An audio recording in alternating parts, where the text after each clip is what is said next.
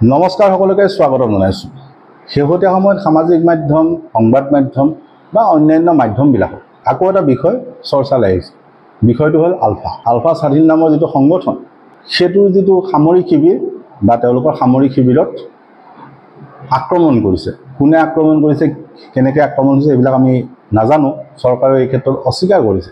কিন্তু সেই গোটেই ঘটনাক্ৰমৰ লগত এই আক্ৰমণৰ ঘটনাটো বাদ দি আমাৰ কিছু প্ৰশ্ন আছে যে সকলোৱে এতিয়া এই ক্ষেত্ৰত চৰ্চা কৰিছে।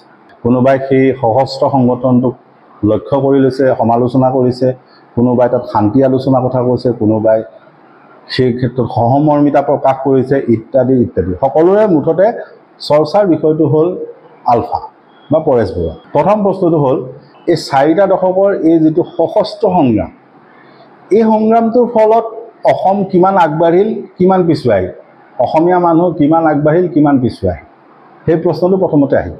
দ্বিতীয় হ'ল যে এই সংগঠনটোক কিয় প্ৰাসংগিক কৰিব বিচাৰিছে, যিটো সংগঠনৰ অসমৰ জাতি, মাটি, ভেটি, বায়ু, পানীৰ লগত কোনো ধৰণৰ সম্পৰ্ক নাই বৰ্তমান সময়ত, সেই সংগঠনটোক লৈ ইমান ব্যস্ত, ইমান উদ্বিগ্ন কিয় হৈছে? এই সংগঠনটোৰ কথা বাদ দিব লাগে। এই সংগঠনটো সেই ইতিহাসত যেনেকৈ আমি আহোমৰ শাসন, কিবা শাসন পঢ়ি আহিছোঁ, তেনেকৈ ইতিহাসৰ অধ্যায় এটা হৈ থকাই ভাল যে অসমত এসময়ত এটা সশস্ত্ৰ সংগ্ৰাম হৈছিলে, ইয়াৰ বিৱৰণী এইটো। তাতকৈ বেলেগ এই বিষয়ে চৰ্চা কৰি লাভ নাই, উদ্বিগ্ন হৈ লাভ নাই। কাৰণ তাৰ ফলত কি হৈছে যে এচাম যুৱকে বা এচাম যুৱতীয়ে ভুলবশতঃ আৱেগৰ বশৱৰ্তী হৈ ধান খেৰৰ জুই বুকুত বান্ধি এই সংগঠনটোলৈ ঢাপলি এতিয়াও মিলি আছে, যিটো সংগঠনৰ বাস্তৱত কোনো ধৰণৰ অস্তিত্ব নাই। অসমৰ মাটি, পানী, বায়ু, জলবায়ু, মানুহ কাৰো লগত সম্পৰ্ক নাই। কেৱল সংবাদ মাধ্যম, কেৱল সামাজিক মাধ্যম, নিৰ্দিষ্ট ব্যক্তিৰ মাজতহে তেওঁলোক জীয়াই আছে। সংবাদ মাধ্যমৰ বিবৃতিটো নিদিলে হয়তো নতুন চামে তেওঁক চিনিয়ে নাপাব, পৰেশ বৰুৱা নামৰ মানুহজনক চিনিয়ে নাপাব।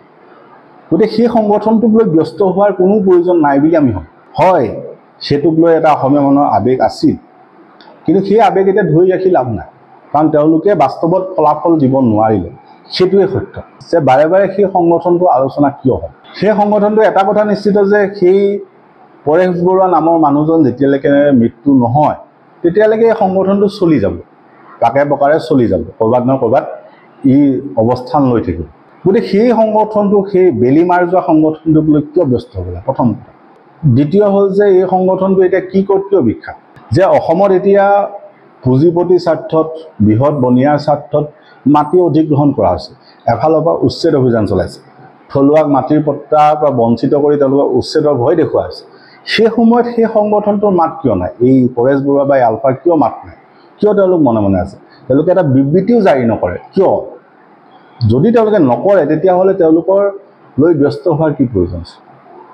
তাত আনটো প্ৰাসংগিক হ'ল যে আমাৰ দৰে বা মোৰ দৰে বা আমাৰ পৰিয়ালবিলাকৰ দৰে যিবিলাক পৰিয়ালত মৃত্যু বিভীষিকা নমাই আনিলে বা আমাৰ দৰে ল'ৰা ছোৱালীৰ শৈশৱ ধ্বংস কৰিলে, সেই ধ্বংস কৰাৰ পাছত আজি আমি কি পালোঁ বা মই কি পালোঁ বুলি প্ৰশ্ন যদি কৰোঁ, তেতিয়া তেওঁলোকে উত্তৰটো কি দিব?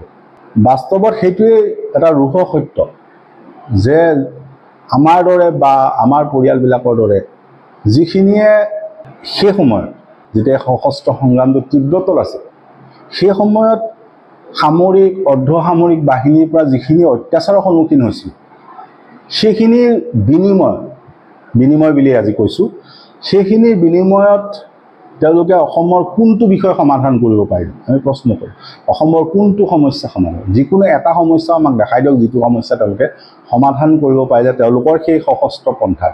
অসমৰ যদি আমি সমস্যাবিলাক চাওঁ, তেতিয়া অসমৰ মানুহৰ হাতত মাটিৰ পট্টা নাই। অসমত প্ৰতি বছৰে বানপানীয়ে তাণ্ডৱ সৃষ্টি কৰে। অসমত অনুপ্ৰৱেশ কেৱল মিয়াই কৰা নাই, ইয়াত বাহিৰৰ যিখিনি বনিয়া সেইখিনিও অনুপ্ৰৱেশ কৰিছে।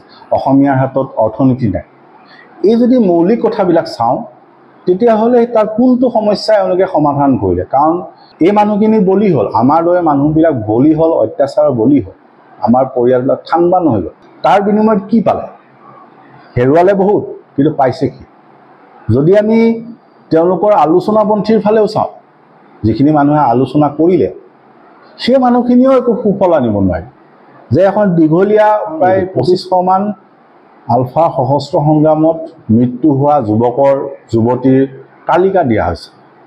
তেওঁলোকক এককালীন সাহায্য দিয়া কথা আছে। সেই বিষয়টো কি হ'ল? একো নহয়। তেওঁলোকে দিল্লীলৈ আলোচনা কৰিবলৈ কিয় গৈছিল? তেওঁলোকে আলোচনা কৰিবলৈ গৈছিল যে অসমত 88% বিধানসভা সমষ্টিত তেওঁলোকক সংৰক্ষণ লাগে। খুব ভাল কথা এটা পদক্ষেপ এটা আছিল যে অসমত খিলঞ্জীয়া মানুহখিনিৰ কাৰণে 88% সংৰক্ষণ লাগে। কিন্তু বাস্তৱত কি হ'ল?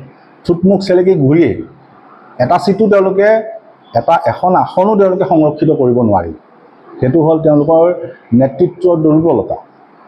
তাৰপিছত এই সংগঠনটোক লৈ কিহৰ আৱেগ? আন এটা প্ৰশ্ন।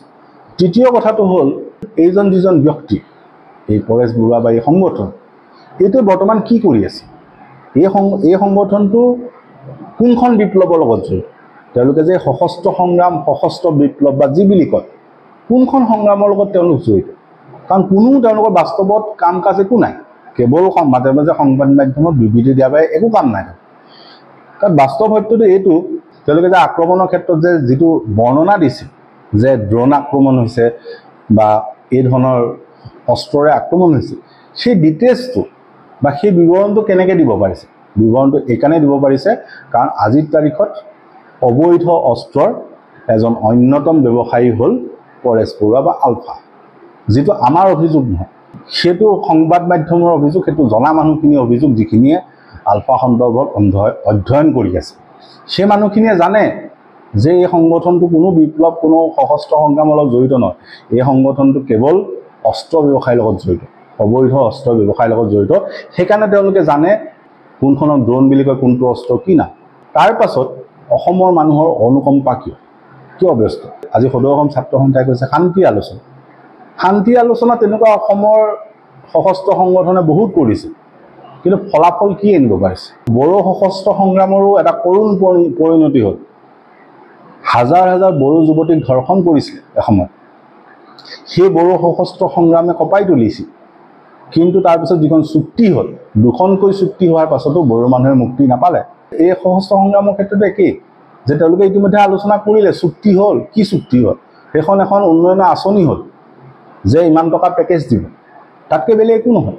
কেইটামান অনুষ্ঠান, কেইখনমান পেকেজৰ বাহিৰে একো দিব নোৱাৰিলে। তাৰপিছত শান্তি আলোচনা কথাটো ক'ৰ পায়? আৰু দ্বিতীয় কথা হ'ল শান্তি আলোচনা যে তেওঁলোকে বিচাৰি আছে, সদৌ অসম ছাত্ৰ সন্থা বা সভাপতিয়ে বিচাৰি আছে, সেই শান্তি আলোচনাটো তেওঁ বিচাৰিছেনে? তেওঁ ব্যৱসায় কৰি আছে।